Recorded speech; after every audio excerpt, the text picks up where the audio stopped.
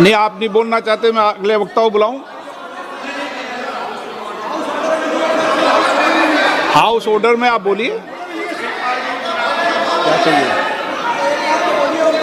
माननीय सदस्य, कई मौके मैंने भी देखे हैं इसी सदन में, जब आप नेता सदन के नेता को बोल नहीं देते, बेल में आते हैं। अभी आपको चुप तो है सदन में, ऐसा तो नहीं है। आज तो आप कर रहे हैं, ऐसा माहौल मैंने पहले भी देखा है। देखिए सर,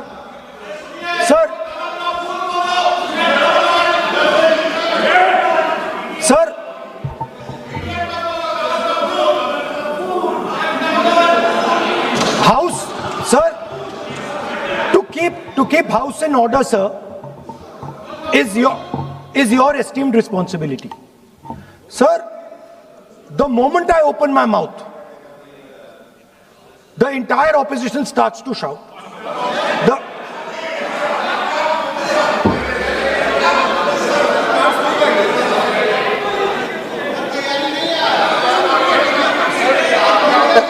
मैं फिर से कहता हूं, राहुल गांधी जी, आप इस तरीके से हमारा अच्छा एक डिबेट जो चल रहा है, आप लीडर ऑफ अपोजिशन है और आप ऐसे परिस्थिति खड़ा मत कीजिए।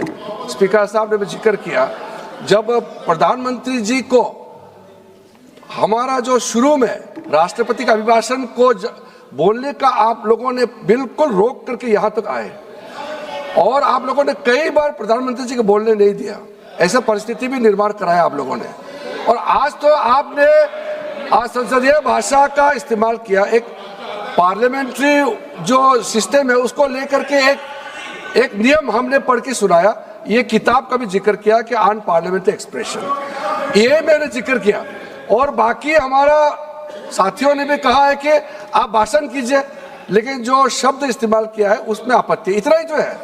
फिर आप उसको इतना आप बहुत ही इमोशनल चेहरा दिखा करके ये तो ठीक नहीं है, हाउस को आप गुमराह नहीं कर सकते हैं। Sir, it is unparliamentary. Let us just be precise. It is unparliamentary for me to use that word against another member of parliament. I have not used that word against anybody. I have just stated that this category exists. Sir, again they are going.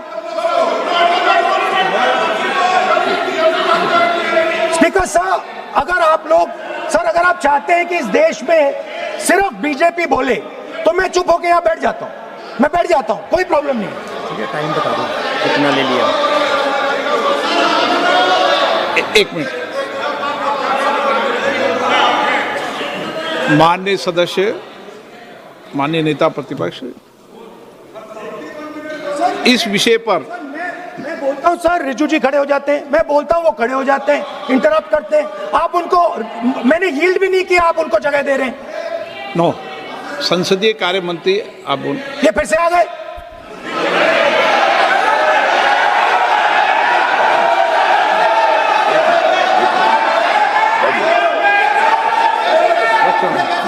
रक्षा मंत्री जी बोलना क्या?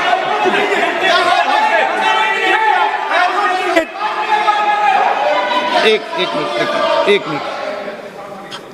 देखो, सदन में एक अच्छी व्यवस्थाएं रही है, अच्छी मर्यादाएं रही है और हमें अच्छी मर्यादा बनाने का प्रयास करना चाहिए। जो सदन में मर्यादा तर्क से बोलता है, देश भी सुनता है और सम्मान भी करता है।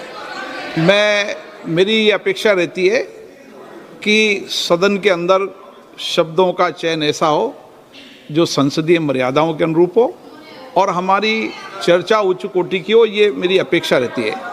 अब मानो रक्षा मंत्री माननीय राजनाथ सिंह जी सदन के उपनेता हैं, कुछ मानो सर मैंने यील्ड नहीं किया, किसी यील्ड नहीं किया। अगर कुछ बोलना, नहीं मैंने यील्ड नहीं किया, मेरा भाषण चल रहा है सर, मैंने यील्ड नहीं किया है। बोलिए आप। नहीं, एक मिनट सुनिए, एक मिनट। किसी इल्ड करने से नहीं, यूँ भी हमारी व्यवस्था रहती है कि कभी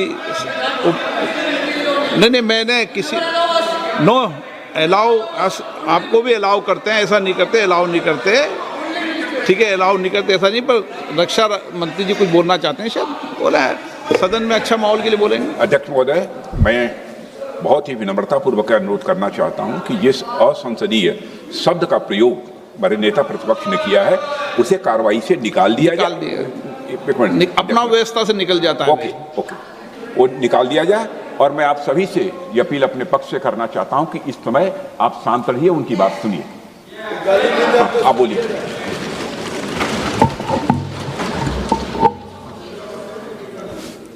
So, there are 3 categories of people. I'm not using the word.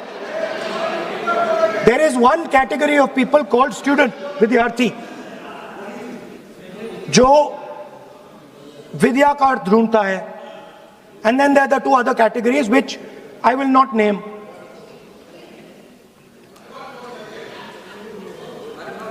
But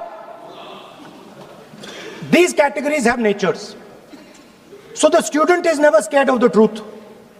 He loves the truth, goes towards the truth. Student never uses force against somebody else because he knows that that person's truth is different than my truth. The other category, they do not like the truth. They need an image. They need force. They need violence.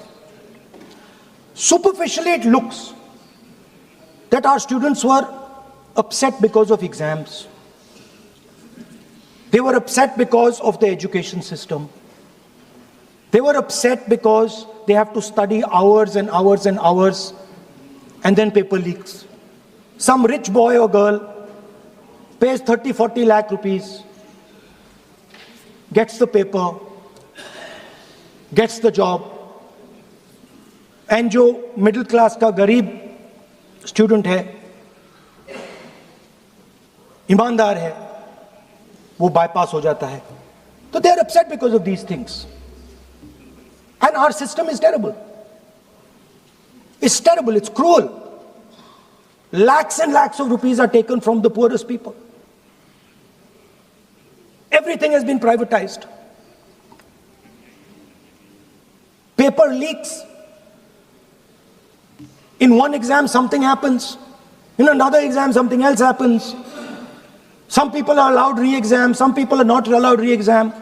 Rampant privatization means private companies are checking exams, wrong papers are going. It's a brutal, terrible system. It's an extortion system. I said it in my meetings.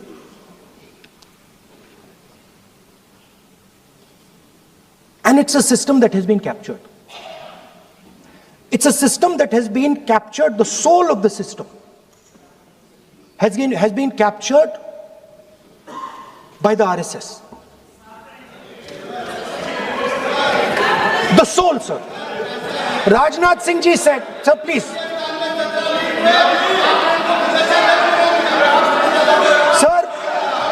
Sir, Rajnath Singh ji said, that we are not the UPA. Our ministers never resign. He's right. What has happened here? The resignation of Mr. Dharmendra Pradhan. That's a superficial thing. Because Dharmendra Pradhan never ran the education ministry. Never. The man and the organization that runs the education ministry is called the RSS. And the man who